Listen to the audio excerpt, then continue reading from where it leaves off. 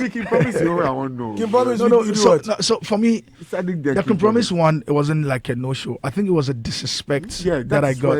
It was a disrespect from, Killbait and the Kim Promise team and everything that got me off, And then I felt that as people in the industry that also do enable these stars and also work around to raise funds to get them to put in. We don't talk about some of our challenges. So often it's easy for somebody to look and say, hey, Sadiq is enabling the Nigerians. He's playing, he's doing all those things. But there's a lot of, I don't want to use the word that I want to use, but there's a one touch that we take from these talents. Yeah. What was the level of disrespect? It was how did it come out? Okay, so look, this is what actually played out. I was off the whole Kim Promise agenda because of a lot of things that happened in the past. And then there are guys, Erasmus will reach out to you and says, oh, you know what? Forget about everything that has happened in the past. I'm the guy. They play this good cop, bad cop thing. I'm the guy. Going forward, I'll clean it up. Don't worry. You don't necessarily, you book him. Don't worry, it's fine. Then you try to book him. You do your negotiations, for instance. Then maybe they approve at the first initial fund. So maybe they'll mention a particular amount. You also do a counter check. You approve. And so they came back with another request, for instance, that I shot down. I was like, no, this is happening in Accra. So the request on cars and everything. So I was like, no, this is happening in Accra. And cars to do it? No, it's request. Every artist. No, what I'm asking, is he bringing it on stage or transportation? To move. Like, for instance, he wanted commute. Yeah. So they wanted like a number of let's say V8 or cars or something like that. Okay. So we'll obviously as event promoters, you shoot back on what you can do and you have the conversations and stuff like that. So we had the initial conversation. Then they were the same things was playing up the good cop bad cop. So if you realize, we did the first lineup announcement without promise because I was getting tired and I told them that, look, guys, it's understandable. It's not every artist that can play anything. And for me, I do not wait for any artist to make an impact. You know that about me. Nobody. I do not wait for, and I keep telling, I tell them that whether you are on, you are not on, the show will go on and become super if we want it to be. So no hard feelings. If you're available, fine. If there's going to be difficult, let's not wait. So I quickly went in with an initial announcement without them. Then after the good cop came in again. Yes, so after the initial announcement went in, again, Ike and Rasmus came to my office. I was like, yo, you need to pick it. I'm like, guys, it gets very tiring. We also take the piss sometimes. And you guys know the back and forth. So, Charlie, let's move on. Then they started to play the good cop. So I was there one day in the evening when Rasmus called me. It's like, then Killbait was on the line.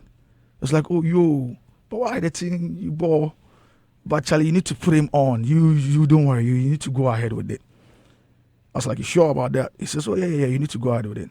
But there was one thing. The next day, Rasmus called me, told me, he's like, guy, I know this is my voice. Even though he said go ahead, finish up the thing with them because this thing, I know this is my voice. Maybe the time they talk to you, they in right frame of mind. He could be on some things. That's Erasmus. That was the caveat Erasmus gave. The same Erasmus gave me the next day. So when we picked it up and says, okay, Charlie, I told the team that, okay, well, promise is on again. We need to move. Killbait has given the others that we should go, but he's asked that we close it off with the Corpse guy. So pick up the conversation again with the Corpse guy. And then we're going in. Now, the issue had changed regarding the cost to how the remainder of payments can happen. I think they wanted all payment before, and I was like, no, you're taking the part, and then obviously after the second part, which is consistent with what we do with everybody, Top Islands, a lot of everybody. So there was a bigger blur area from there. But because I'd given the team the go-ahead initially that, okay, we had said we should move on, they put it out. So when they put it out, I was in the meeting the first commission before. I got like 10 missed calls from Killbait. So I said, and this is the second time Killbait had to do that, where he calls you and it's raining insult. So 10 missed calls. So I pick it up and went off. I was like, they give it to you. What the F is on? Is it about money or what is it? Whatever situation you have or whatever problem you have, I can sort it out immediately. But it was raining insults on you or something? Yeah. Attacks. I was like, whatever you need.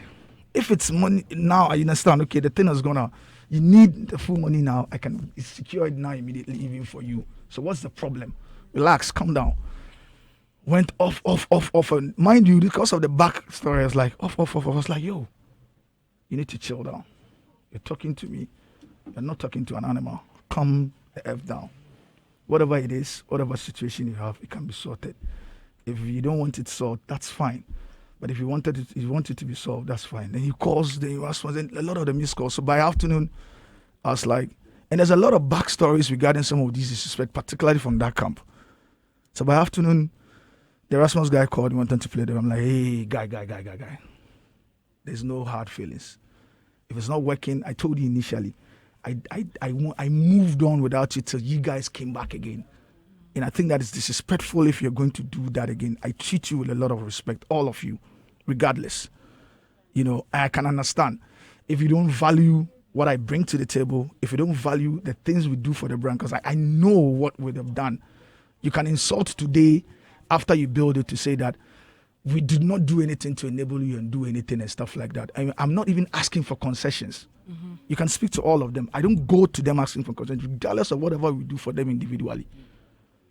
So at a certain level, you need to give people the kind of respect, because the next minute I hear you go about on you talking about industry people and how they don't enable, they don't do these things and stuff like that. And we go back to some of the treatment that you do to some of these people. Charlie, stop. So I put it out. I was like, look, in 2022, I'm not going to tolerate any of those BS energy from any of these talents anymore. We're building, and I keep telling them like the same ambition that you have as a talent. Industry people, we've got it a lot as well. And you see, talents come and go. Often the constant bad death, because God can kill me today. As industry people, we need to respect each other and understand the value we have for each other. That thing where they always sit on the fence with their fans and keep attacking industry people, when they know the truth and how they disable the industry, it needs to end. And I said to them, at 2022, we're going to do it. You want to go international? Well, we're also building the biggest live thing. And we're going. Now we're in Tanzania. There are calls from Zambia. And we're going to go like that. In a matter of 5 to 10 years, don't look back and come back and everybody should say Sadiq is wicked when these guys, the Nigerians, are enabling us. They are the guys enable us. Tomorrow you're going to launch in. Wasn't he the same guy tweeting about how industry doesn't tweet and everything? You should see my inbox of international promoters complaining about Promise and their team. From Beatmeners and all of these things. So I was like, yo, people say we shouldn't have this conversation. I'm like, there are a lot of things happening background that takes us back. There are a lot of things that discourages industry people. There are a lot of things that creates the lethargy where people do not ask Rudy, ask all of these guys. It's not us sometimes. The passion is there, the commitment is there. Look at the investment you are putting into industry. And you'd allow some of these disrespectful antics to create the lethargy in the name of people playing their good cop, bad cop, and claiming their seeking their due. Right. Example of that is what pay the bigger artists. She didn't show up. Yeah, I can't fathom how Shatawale could do such and tomorrow you come back with your fanatics. Tomorrow you come back with your fanatics. Yeah. Tomorrow you come back with your fanatics blaming industry again. No man, come on. All right. Yeah. This is Hitz.